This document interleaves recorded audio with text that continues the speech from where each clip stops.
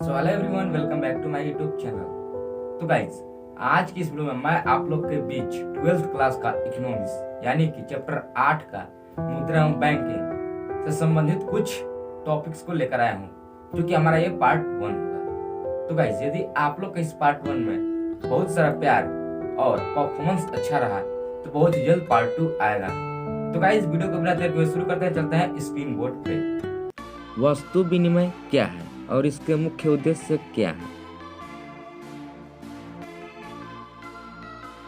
जब एक वस्तु का लेन देन प्रत्यक्ष रूप से दूसरी वस्तु के साथ होता है तो उसे वस्तु विनिमय कहते हैं।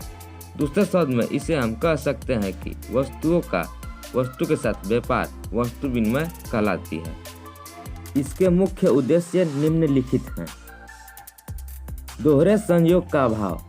वस्तु विनिमय के लिए यह आवश्यक है कि एक व्यक्ति की आवश्यकता के वस्तु दूसरे वस्तु के पास हो और दूसरे व्यक्ति की आवश्यकता की वस्तु पहले के पास हो।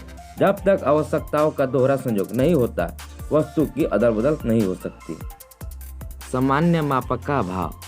अलग अलग वस्तुओं का मुख्य जानने के लिए और तुलना करने के लिए कोई सर्वमान्य मापक नहीं होता है, जैसे मीटर कपड़े बदलने, कितना गेहूं, चावल या दूध दिया जाए, यह जानना मुश्किल होता था। विभाजन की कठिनाइयाँ। कुछ वस्तुएं ऐसी होती हैं जिसका विभाजन या उपविभाजन नहीं किया जा सकता, क्योंकि ऐसा करने से वस्तुओं बेकार हो जाते हैं। जैसे एक कोट के बदले 20 केजी चावल मिल सकता है, परंतु केवल 10 केजी चावल की उसे आवश्यकता है। इस दशा में उसे आधा कोट देना पड़ेगा और ऐसा करने से यह कोट बेकार हो जाएगी। मूल संचय का अभाव। वस्तुओं में मूल संचय का अभाव पाई जाती है। कुछ वस्तुओं को लंबे समय तक सुरक्षित नहीं रखा जा सकता। ऐसा करने पर यह वस्तुएं नष्ट हो जाती है। मुद्रा क्या है? मुद्रा की एक ऐसी परिभाषा देना जो सबों के द्वारा स्वीकार किया जाए बड़ा ही कठिन है। मुद्रा के आदि मंच परिभाषाएं मुद्रा के कार्य के आधार पर दी गई है।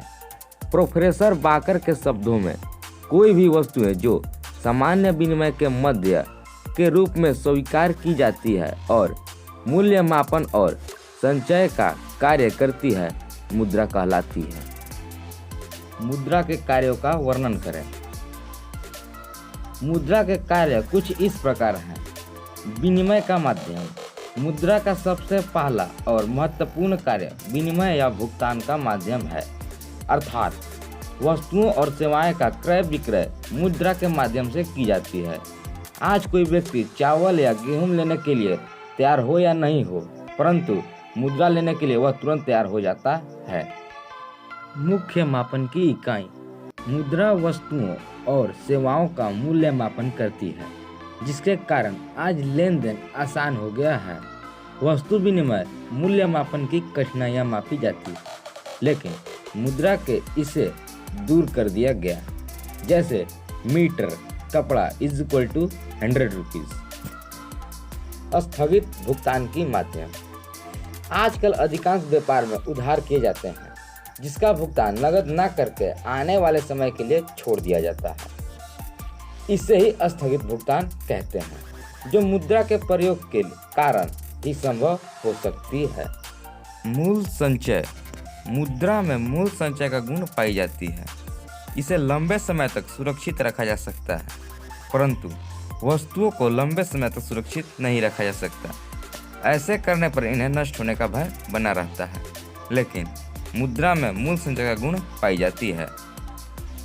मुद्रा के 4 कार्य महान: माध्यम, मापन, संचय, भुगतान। मुद्रा और मुद्रावत में क्या अंतर है? मुद्रा वह है जो विनिमय के माध्यम के रूप में प्रयोग की जाती है और सरकार द्वारा कानून मुद्रा घोषित होती है।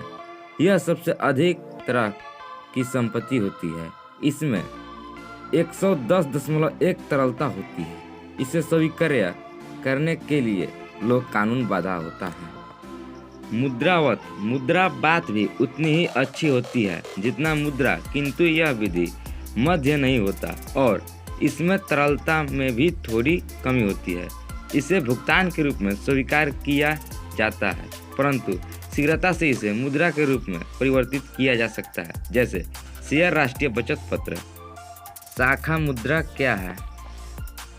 शाखा मुद्रा वह मुद्रा है जिसका भौतिक मूल्य के निर्माण में लगी मूल्य वस्तुओं में लगी मूल्य से अधिक होता है।